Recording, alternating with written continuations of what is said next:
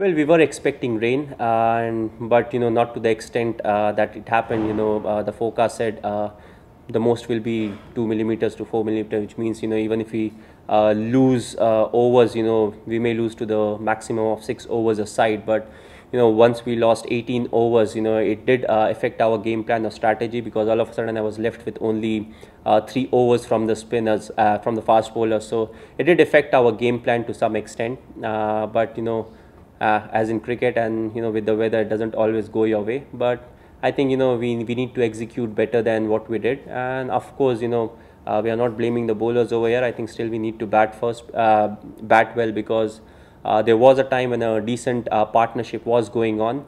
And once you come to the period, that's called the consolidating period, from the in this game, from the 10th over till the 20th over, if you don't lose a wicket at that point of time, then it's an ideal setup to chase a score like over 200 runs. Well, I think especially in this game, if you see, we were two bowlers short, in the sense, two bowlers went for a lot of runs. And you bowl loose deliveries, but there are certain deliveries that are so loose that they'll always go for a boundary or a six. And I think today we bowled quite a few of them, even though the field was quite big, yet I think the execution was not really great. So that was one of the main reasons why they were able to score 200 odd runs. But of course, I think Wade and both the Hussey brothers, they batted really well throughout. Well, of course, we'll have to, because if plan A doesn't work, then you'll have to go with plan B. But we'll also have to see the resources that we have got. As we say, we don't have a fast bowling all-rounder. Irfan is he's part of the side, but he has just come in. So we'll also have to see if we can have variation in the bowling. If you have the same bowling lineup, in the sense, if you have bowlers who are bowling below 130, and if you're not able to have the kind of variation that's needed, then you'll have to decide whether it's better off going with 3 spinners or sticking to 3 seamers. But still, with pace there comes opportunity to score runs, so you have to be very consistent, if you can bowl fast. Not the spirit, as I said, the loose deliveries were a bit too loose, and that really affects, because you can put in a lot of effort in the fielding, but once it goes between the deep mid wicket and the long one where there's no fielders, you can try your level best, but you can't really stop it. So it does affect. And if you see, most of the boundaries that were scored, those went to the vacant area, so there was not much the fielders could have done.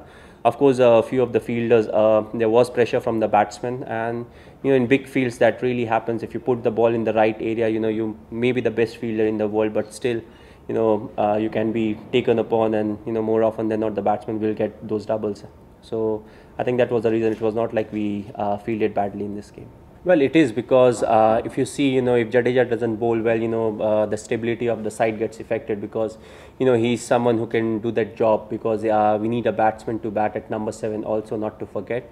And at the end of the day, you want to restrict the opponent. You can't let them score too many runs thinking your batting line will score the amount of runs that's needed. So I think for the overall strength, you have to bowl well and then look to chase down the number of runs, especially if you have decided to chase. Well, I think the ball game is completely different, because you don't have to play with your patience. It means most often than not, you're quite positive about your gameplay. You're looking to score runs, so you're not thinking too much about what's happening. You see the ball and look to get off strike. In the sense, look for a 1, and then if it's in your area, you look to get a boundary. So that positive state of mind is always there, and I think that will really help us. And we'll see, as the series progresses, this ball doesn't swing the way the red ball does. So it's a very different ball game altogether. Well, I don't know the amount of illness or what's going through with him, because I've not really been in touch.